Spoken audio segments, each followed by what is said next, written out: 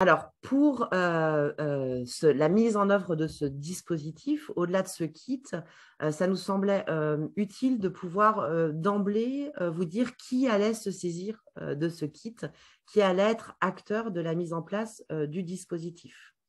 Donc, dans le cadre de ce projet, on s'est vraiment appuyé sur les déclinaisons de programmes d'amélioration continue du travail en équipe, où on a identifié des rôles et places de chacun au sein de la déclinaison du projet. Donc, le kit Parole d'impact, il s'adresse vraiment à un ensemble de professionnels au sein de vos établissements, dans la mesure où il va être vraiment la boîte à outils pour une équipe donnée qui souhaite s'intéresser à la gestion des interruptions de tâches.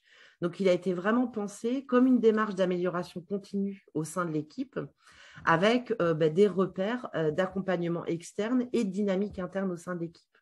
Donc, pour ce faire, il y a plusieurs personnes, plusieurs professionnels qui vont intervenir dans le projet, dont un facilitateur qui est plutôt extérieur à l'équipe et qu'on identifie, nous, plutôt sur un rôle tel que les responsables qualité ou encore les coordonnateurs de la gestion des risques associés aux soins. Il va vraiment avoir un rôle d'accompagnement de l'équipe dans sa démarche. Et ensuite, il y a l'équipe à proprement dit qui va décliner le projet, mais cette équipe, elle va s'appuyer en son sein sur un binôme médico-soignant qui va exercer au sein de l'équipe. Et on verra que ce binôme, il a certaines caractéristiques pour emmener l'équipe dans la démarche. Et puis, bien entendu, l'équipe, c'est un groupe de professionnels qui sont médecins, les paramédicaux, les administratifs, les encadrements, globalement toute la sphère qui va interagir dans le cadre du fonctionnement du service, de l'unité et de l'équipe. Donc, ça va être l'ensemble des professionnels qui vont avoir besoin de communiquer et de se coordonner au plus près du patient. Et cette équipe, elle va s'appuyer sur un groupe de travail qui est issu de représentants de l'équipe et qui va piloter le projet, être dans la conduite de projet. Donc, quand on revient plus spécifiquement sur la mission du facilitateur, alors on fait le parallèle avec l'orchestre. C'est pour ça qu'on vous a accueilli en salle d'attente avec un orchestre qui, sur le morceau de Vivaldi sur les 4 saisons, puisque le facilitateur, il va vraiment être le chef d'orchestre du dispositif.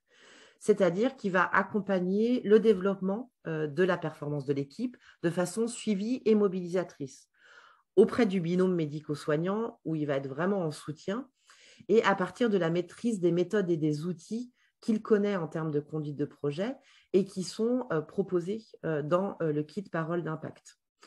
En d'autres termes, en fait, il va baliser le chemin à suivre, il va faciliter le passage des obstacles en prenant des nouvelles, en questionnant le binôme où ils en sont, et il va permettre de faciliter le déroulement du programme. Donc, il va être plutôt dans une posture où il va gérer la méthode plutôt que le contenu. Le contenu va être géré par l'équipe. Et il va être plutôt dans une posture d'inquiétude ou plutôt de sérénité sur la façon dont les décisions sont prises de façon collective et consensuelle au sein de l'équipe. Donc, ce facilitateur, il va s'appuyer sur un binôme médico-soignant qu'on a fait le parallèle avec les premiers violons d'un orchestre. C'est-à-dire que c'est eux qui vont donner la temporalité, qui vont guider l'équipe dans la démarche. Donc, ce binôme médico-soignant, c'est souvent le cadre de santé et le chef de service ou un responsable médical au sein de l'unité, mais ça peut être aussi d'autres professionnels. L'objectif, c'est que ce binôme médico-soignant, il soit convaincu de la démarche et surtout convaincant pour sensibiliser et encourager l'équipe dans le déroulé du projet et de la réflexion autour des interruptions de tâches. Donc, il va être vraiment dans le développement de la performance, si on peut utiliser le terme de l'équipe, de façon suivie et mobilisatrice. Ça va être les coachs internes de l'équipe. Donc, il va gérer, il va mettre en œuvre le programme dans l'équipe.